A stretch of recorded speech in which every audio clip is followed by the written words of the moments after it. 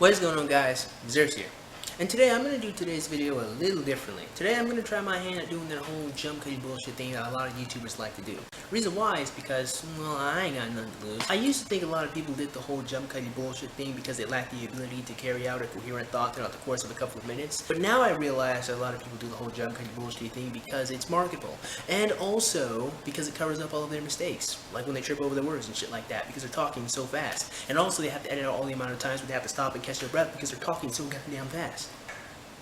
That being said, that's not important. Today we're talking about video games. Particularly we're going to talk about men, women, video games, and feminism.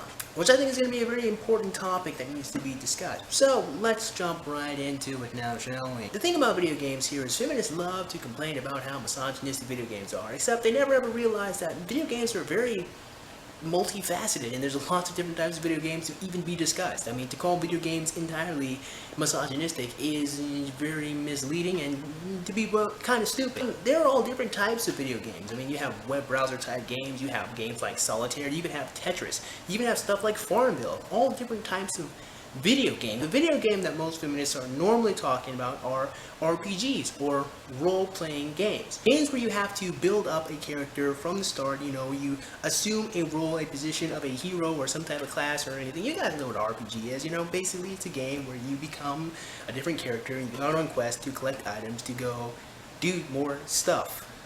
Basically. Then you have MMORPGs, or multi-mass playing online role-playing games. Again, the whole point of these games is to, you know, start on level 1 with some regular character, assume a type of role like a class or something, go on a bunch of quests and adventures, but this time you have friends. And yeah, but those are the type of games that feminists are normally focusing on. Why? Well, the answer is pretty obvious. It's because it's mostly men who are playing those video games. And we all know women love to invade male spaces because that's what they do in their free time when they don't have anything to complain about. Yes, I know. I'm a misogynist. Anyway, back on track. So why do feminists normally complain about these type of games but none of the other games? Well, I just said it again. Most of the people who play these games are men. It's kind of straightforward there. But it's more important than that. These games get a rap of being misogynistic, and the reason why is because in the core of these games you can do really mean things to women. Also, it's because the culture of these games, a bunch of guys who don't give a shit about anybody like to talk shit to people who sometimes happen to be women. So because sometimes the individual that these guys are talking shit to happens to have a vagina, they're somehow misogynistic, even though they talk shit to everybody who's playing the game. I'm not really sure how that fucking works, but oh well. A lot of feminists like to think that this is an all-boys club and all these men are learning a whole bunch of toxic masculinity from these different types of video games. The reason why is because they only focus on video games that are sandbox in nature. Basically, a sandbox video game is a video game where you can do pretty much anything you want to do within the confines of the game. It means if you don't want to do the fucking mission, you can go off and slice people's heads off. It doesn't mean that you're supposed to, it's just you can do it. Examples of games like this would have to be Prototype, Prototype 2, and Infamous. One game that feminists love to bring up all the time, Grand Theft Auto 5. You know, the Grand Theft Auto series, pretty much. Now, a lot of people in society love to complain about the fact that men love playing these games without ever realizing why men like to do it. And a lot of these people never ever think about why a lot of guys are either confused or incredibly excited when a bunch of women play these type of games. I'm not even going to bullshit you. I really don't understand why women like to play these type of video games. The reason why is because video games, or role-playing video games, normally have a very masculine struggle in nature. As it turns out, men and women have different challenges in life, and we can all kind of sum it up like this. A man's biggest challenge in life is the world. He has to go out into the world, make a name for himself, face down the elements, and as he's facing down the elements, he learns more about himself through interacting with the environment. Like most role-playing games. A woman's greatest challenge in life is herself. Now, I know a lot of people are going to call me misogynistic, but just hang on right there. We're going to jump back to that. Talking about a very masculine struggle here in a lot of these video games. What are you doing in most of these video games? You're going on adventures and quests, getting new items, learning, growing, getting stronger to go on another quest to do the same thing over and over again. That's why men love playing these types of video games. Again, in Call of Duty, it might be the same formula over and over and over again. However, it's the same formula of fighting, getting better, getting stronger, getting new items, and then going to go fight and kick other people's asses. That's a very masculine struggle. I mean, it was men who were going out in the coal mine working. You know, it was men who were going out hunting and fighting monsters, and I can guarantee you it was a man who figured out that if you dig up the earth, melt it down, and shape it, you could form metal. I am almost positive it was a man who thought of that. Seriously, who in the fuck figured that out? Who figured out how to make metal? That is a crazy shit. I don't know. How did he even know to do that? It's kind of like, you know, working a 9-to-5 job or going to the coal mine. It speaks to the very masculine nature inside man.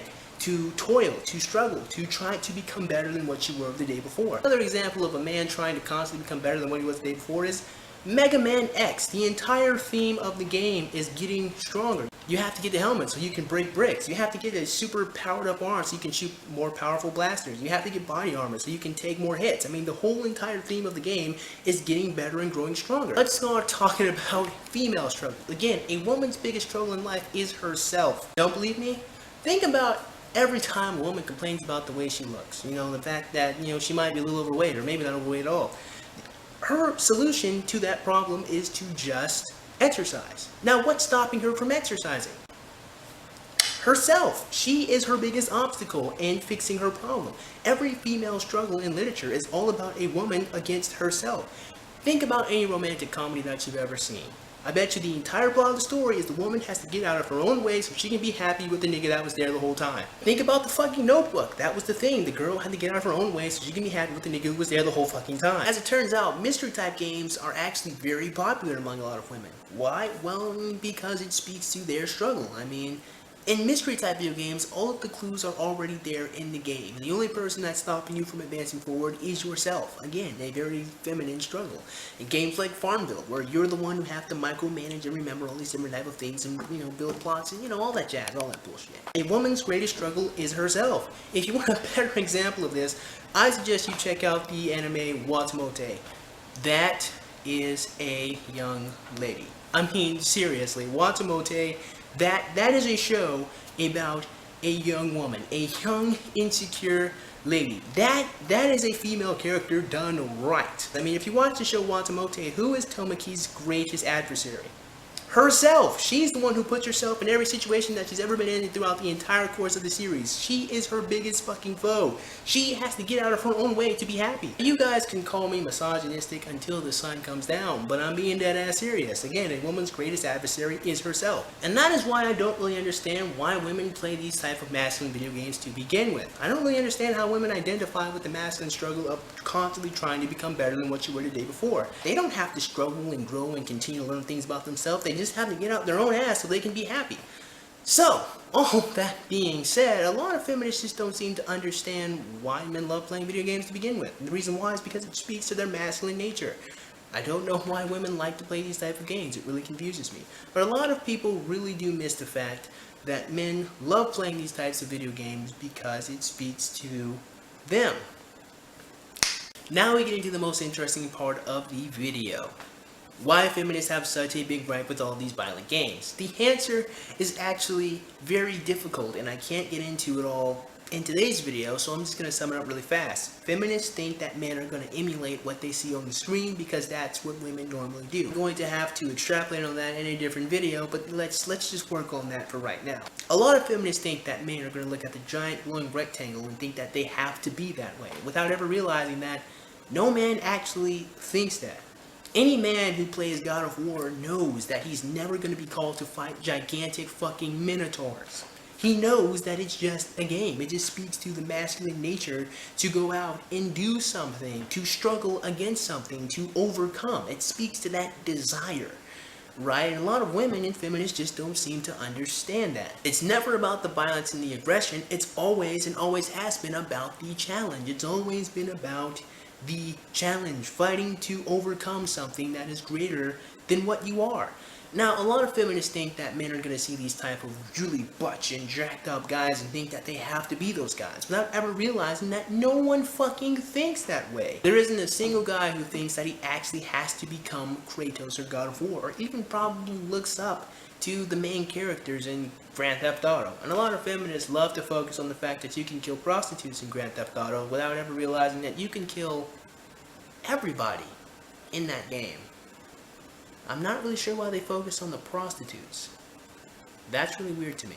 A lot of feminists just don't seem to understand that men have this ability to compartmentalize, as in they're able to separate different type of elements from a medium or anything that they're doing, really. For example, God of War. I love God of War. I fucking hate Kratos. I fucking hate that character. I think Kratos is one of the most terrible human beings to have ever existed in any video game. That being said, I fucking love the gameplay aspect of God of War. The gameplay aspect of God of War is fucking fantastic, and I love doing all the combos and all of that shit. If there's one weakness in God of War, I would have to say that one weakness is the fact that you can fight a boss for fucking ever and not know how much damage you're doing to it.